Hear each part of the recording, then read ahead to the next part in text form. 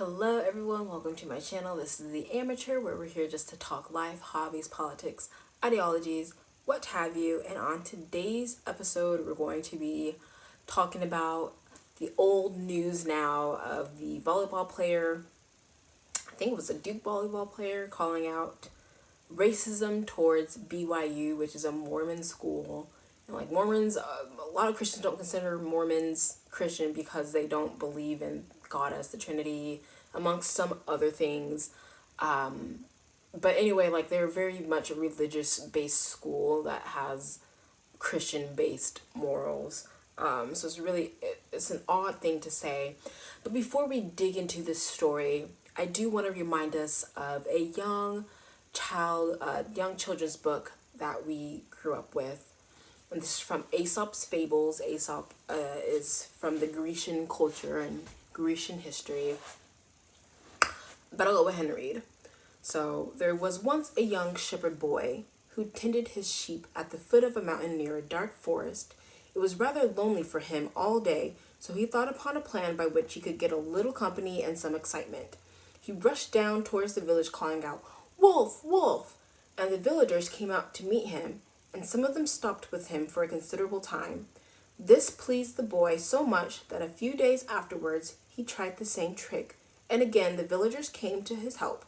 But shortly after this, a wolf actually did come out from the forest and began to worry the sheep, and the boy of course cried, "Wolf, wolf!" still louder than before. But this time, the villagers, who had been fooled twice before, thought the boy was again deceiving them, and nobody stirred to come to his help. So the wolf made a good meal off the boy's flock, and when the boy complained, the wise man of the village said, "A liar will not be believed even when he speaks the truth." End scene.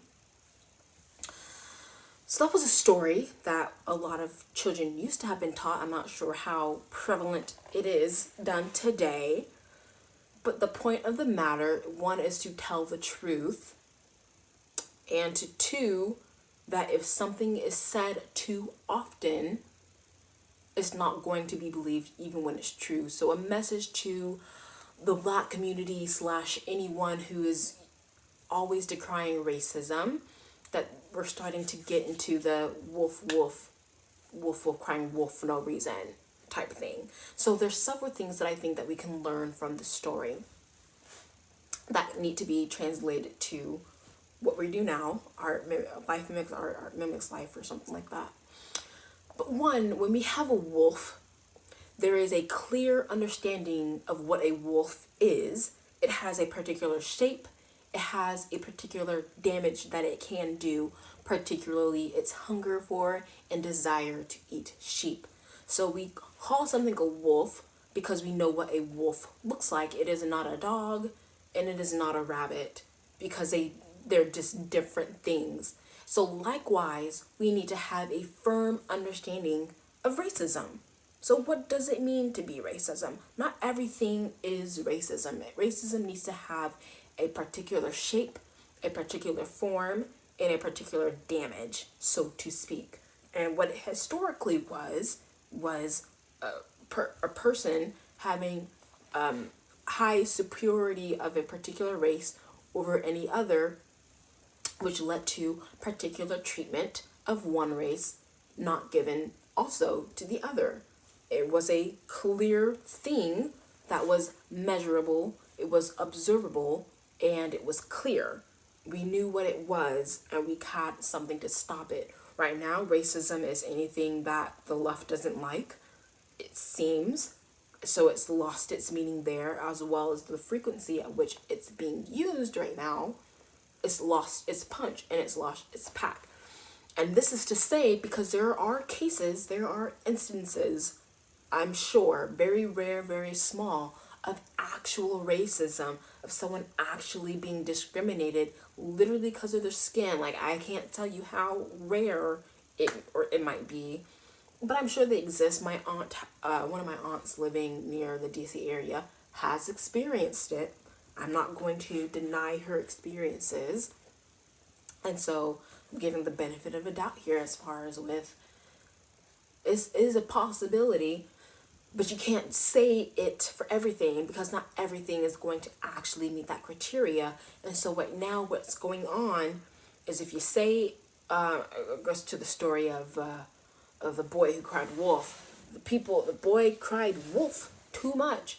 And people are like, well, it's just a joke, or he doesn't actually mean it, or it's not real, it's not serious. So when it was actually time, people grow wary of always having to try to come to support or come to defense. And so they'd be like, well, oh well.